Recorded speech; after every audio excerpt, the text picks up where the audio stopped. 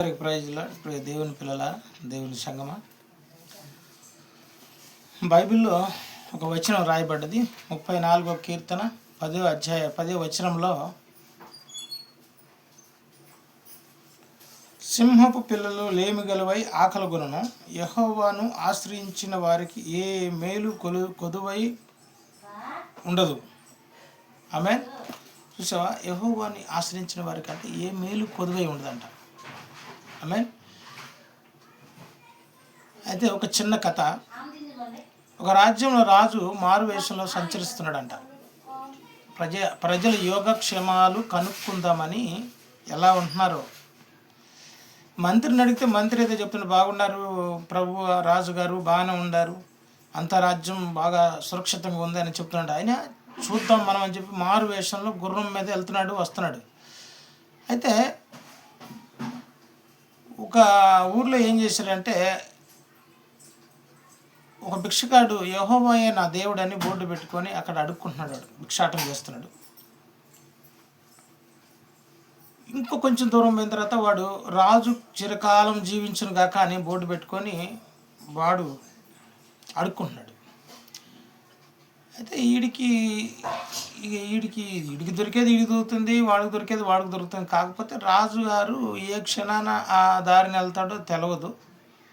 కానీ వీడు ముందే పసిగట్టేసి రాజు చిరకాలం జీవించుగా కానీ బోర్డు పెట్టినవాడు అట్టాగే పెట్టుకున్నాడంట. వాడు ఒకనొక టైంలో రాజు చూసుకుంటూ వస్తుంటే యెహోవా నా దేవుడు అని బోర్డు పెట్టుకున్నాడు. ఫస్ట్ చూశాడంట, చూసి వెళ్ళిపోయాడంట.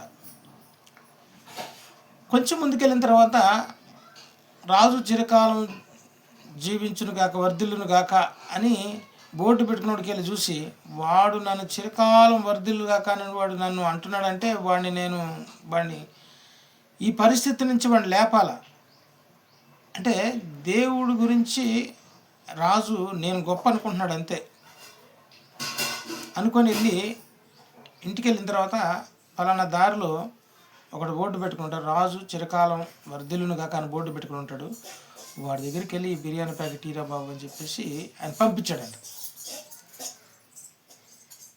పంపిస్తే అడొచ్చి, అయ్యా ఇదిగో నీకు ఈ బిర్యానీ ప్యాకెట్ పంపించారు, తినయ్యా అని చెప్పేసి ఇచ్చాడంట. రాజుగారు పంపించారని చెప్పకుండా బిర్యానీ ప్యాకెట్ తినయ్యా నువ్వు ఇదిగాని ఇచ్చాడంట. అప్పటికి వాడు కడుపు నిండిపోయింది, ఎవరో పెట్టారంట, తిన్నట్టు అయిపోయింది. ఈ బిర్యానీ ప్యాకెట్ తీసుకొచ్చి వాడు ఏం చేశాడు, ఈ ముందున్న భిక్షగాడు యెహోవాయే నా దేవుడు అని పెట్టుకున్నాడు, బోర్డు పెట్టుకున్నాడు కాడికి వచ్చి, అరే బాబు నువ్వు పొద్దునుంచి నీకు ఎవడు ఏం వేయలేదట్టుకుంది, ఈ బిర్యానీ ప్యాకెట్ నాకు వచ్చింది, నాకు కడుపు నిండిపోయింది, ఇది నువ్వు తినరా అని చెప్పి ఇచ్చాడు.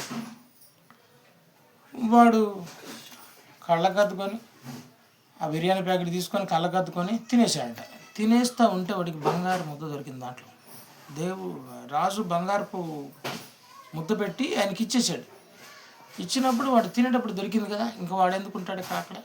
శుభ్రంగా దేవుని స్తుతిస్తూ ఆ బంగారాన్ని వేయించేసుకొని ఏదైనా ఒక మంచి గృహం కట్టుకొని హ్యాపీగా ఉన్నాడు. ఇక వాడు రావట్లేదు. వీడు తెల్లారి వచ్చేసి వీడు ఇక్కడకు వచ్చి కూర్చున్నవాడు ఈరోజు రాలేదు ఏందని చూసి 2 రోజులు చూసిన తర్వాత ఏమైంది ఏందని అంటే పక్కనోడు చెప్పాడంట, అరే బాబు నువ్వు ఇచ్చిన బిర్యానీ ప్యాకెట్లో ఒక బంగారపు ముద్ద వెళ్ళింది, ఆ ముద్ద మనోడు తీసుకుని వెళ్ళిపోయాడు, ఇక అంతే సంగతులు అన్నాడట.